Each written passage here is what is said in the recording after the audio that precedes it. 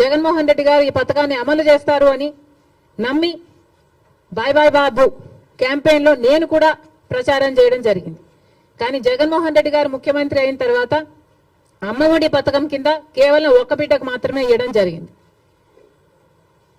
జగన్మోహన్ రెడ్డి గారు ఒక బిడ్డకే ఇచ్చారు. ఇప్పుడు చంద్రబాబు గారు కూడా ఒక బిడ్డకే ఇస్తారు అని అర్థం వచ్చేటట్టుగా నిన్న జీవోలో ప్రతి తల్లికి 15,000 అని రాయటం జరిగింది. కాబట్టి చంద్రబాబు గారు దీని మీద క్లారిటీ ఇవ్వాల్సిన అవసరం ఉంది అని కాంగ్రెస్ పార్టీ డిమాండ్ చేయడమే కాకుండా ప్రతి బిడ్డకు మీరు వాగ్దానం చేసినట్టు సూపర్ 6లో ఉన్న ప్రతి వాగ్దానము నిలబెట్టుకోవాలని కాంగ్రెస్ పార్టీ చంద్రబాబు గారిని కూటమిని డిమాండ్ చేస్తున్నాం. ఇక ఇటీవల క్రియేట్ చేస్తున్న కన్ఫ్యూషన్ విశాఖపట్నం స్టీల్స్, వైజాగ్ స్టీల్కి సంబంధించి తెలుగుదేశం పార్టీ ప్రజాప్రతినిధులే రకరకాలుగా మాట్లాడుతున్నారు. ఒకరేమో అది లాస్ మేకింగ్ కంపెనీ, అమ్మక తప్పదు అని ఒక రకంగా మాట్లాడతారు.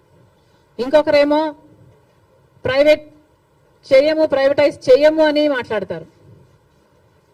అసలు విశాఖ స్టీల్కు ఇంత ప్రమాదం ఎందుకు వచ్చిందో ఆంధ్ర రాష్ట్ర ప్రజలందరూ కూడా ఆలోచన చేయాలి.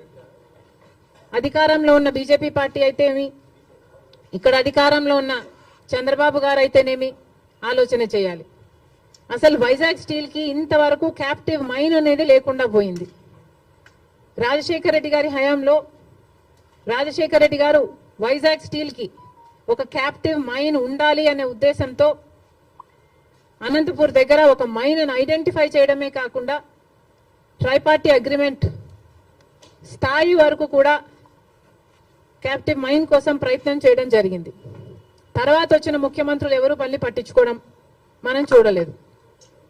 రాజశేఖర రెడ్డి గారు ముఖ్యమంత్రిగా ఉన్నప్పుడు ఆర్థికంగా కూడా వైజాగ్ స్టీల్కి 100 కోట్లు ఇచ్చి ఆదుకోవడం జరిగింది.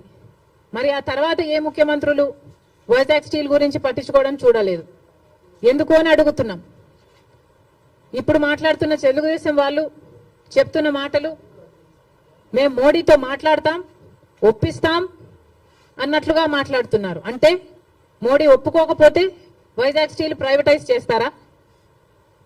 ఏం చెప్పదలుచుకున్నారు? ఏ మోడీతో మాట్లాడతారు? ఏ మోడీ గారైతే మనల్ని 10 సంవత్సరాలుగా మోసం చేస్తూ వచ్చారో, ప్రత్యేక హోదా ఇస్తాము అని మోడీ గారు 2014లో తిరుపతిలో మాటిచ్చిపోలేదా? మరి 10 ఏళ్ళుగా ఏం చేశారు మోడీ గారు? ఒక్క వాగ్దానమైనా మోడీ గారు నిలబెట్టుకోగలిగారా?